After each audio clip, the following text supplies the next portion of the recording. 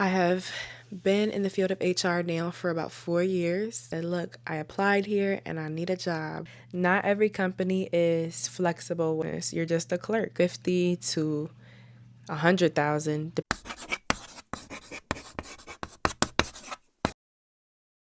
Hello, hello. Welcome back to my channel. My name is Gianna Stewart. I am a human resource generalist at a multi-million-dollar metal fabrication company.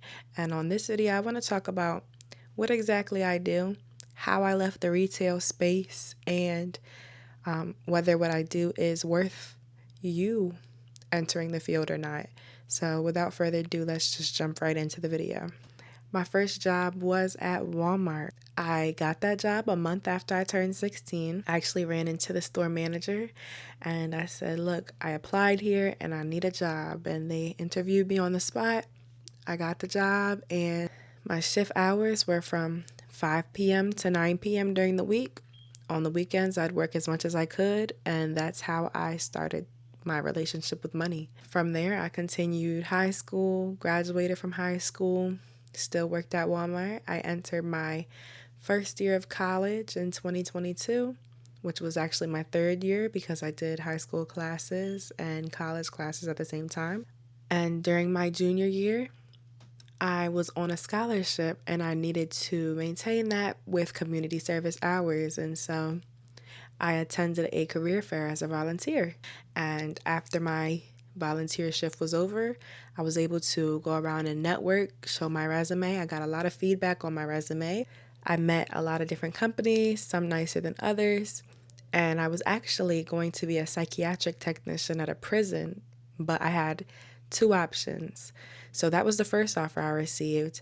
And then I received another offer to join my state's Department of Human Resources. And so after some careful consideration, I went the HR way. I felt it was just a little safer. So I have been in the field of HR now for about 4 years. I started off as an intern and I worked my way up by learning more and applying myself.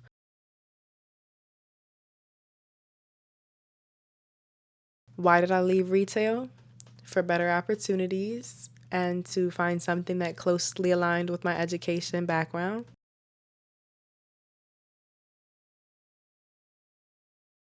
So the first con that I experienced in the field of HR, not every company is flexible with work-life balance. What does that mean? Some companies might allow you to work from home. Other companies won't. Every job involves a sacrifice, and so with HR, there can be inconsistencies. For example, you might have a lower paying job that has higher work-life balance, or you might have a higher paying job that has lower work-life balance. That's with any industry, but that is something to consider if you're considering a job in human resources. You will have people that don't understand your job. Some people think that you are just a glorified administrative professional. You're just a receptionist. You're just a clerk. And that's not the case at all. We're providing data that influences million-dollar business decisions. We're handling hiring, firing, benefits, leave, things that are the backbone of any organization. So you might be taken for granted depending on how the culture is in different companies. Luckily for me, I haven't experienced this yet, but there will be some people that look at you as if your job doesn't really matter in the business, and it does. Another con of HR is that the pay ranges are so wide. There are so many different titles. So my career progression, I went from an HR intern to a part-time HR specialist to a full-time specialist to a generalist. With all of these titles, the pay ranges differ greatly. Typically, an HR generalist makes maybe 50 to 100,000 depending on the company. No matter where you are on that pay scale, what matters more is the experience that you're gaining and if you enjoy what you're doing.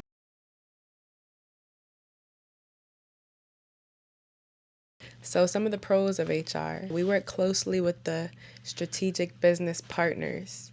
And so that can look great on your resume if you're actually able to deliver those results that business owners are looking for. It can be a very high impact role.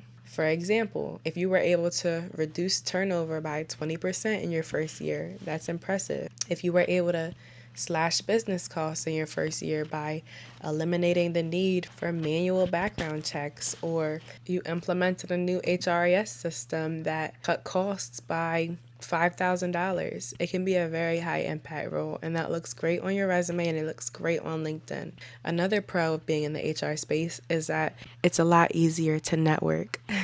Being in HR, you have access to any company just about if you're on LinkedIn. Some people are easier to connect with than others, but as a recruiter, it's already easier to network with other recruiters. Another pro is that HR is one of those fields where you can get in and learn a lot, and then you can make a switch into other fields as long as you can show that you have transferable skills. HR is not a super hard field to get into either. I recently took a few certification courses on Coursera, and they actually have a lot on HR related things like compensation, recruitment, HR data. So I highly recommend taking those if you're interested in a career in human resources. They look great on your resume, and they actually provide very useful information. Again, it's not a super hard field to get into. Most HR jobs don't even require a related degree. Any degree usually will suffice, or relevant experience. I hope this helps if you guys were considering a career in human resources, and I will see you guys in the next video.